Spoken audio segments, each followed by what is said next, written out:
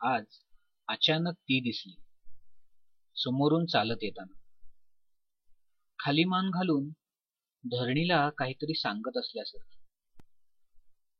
ती हसते आतल्यात, आतल्यातच रडते. ती फुलते आतल्यात, आतल्यातच उन्मळून पडते. लहानपणी कधीतरी कोणीतरी तिला तिच्यातच कोंबून टाकलेलं. लहानपणी कधीतरी कोणीतरी तिला तिच्यातच कोंबून टाकलेलं. बाहेर यायचा आटोकाट प्रयत्न केल्यावर थंडपणे दार बंद केलेलं. आता ती सांगत असते, आतल्यातच तिनं एक बाग फुलवलीये म्हणे. आता ती सांगत असते, आतल्यातच तिनं एक बाग फुलवलीये म्हणे. घोड्यावर बसून एक राजपुत्र येतो आणि दूरवरच्या देशात घेऊन जातो. आतल्यातच आतल्यातच एक बंगला, त्यासमोर सुंदर तळ, हिरवळ आणि एका बाजूला स्मशानभूमी.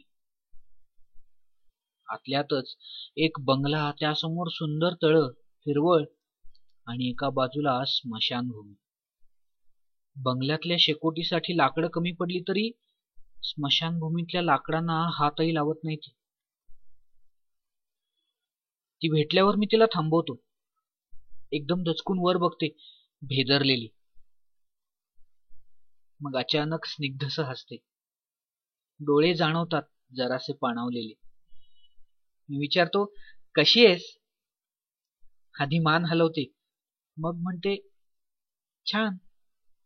चल एक चहा घेऊयात.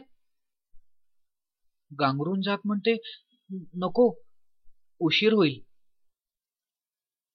मी तिच्याकडे बघून व्याकुळतेनं म्हणतो, एकदा बाहेर पड ना स्वतःतून, मी मदत करेन तुला. भरलेल्या डोळ्यांनी म्हणते, बाहेर पडायचा रस्ताच हरवून गेलाय. रान माजलंय सगळं तिकडं. एका अस्वस्थ शांततेनंतर एकदम चमकणाऱ्या डोळ्यांनी म्हणते, त्यापेक्षा तूच ये ना आत. अगदी स्वप्न होत आहे सगळं. इथं ना तुला आवडतो तसा झोपाळा आहे, जुईच्या वेलीची कमान आणि. माझ्या डोळ्यातील अविश्वास आणि कीव बघून एकदम थांबते.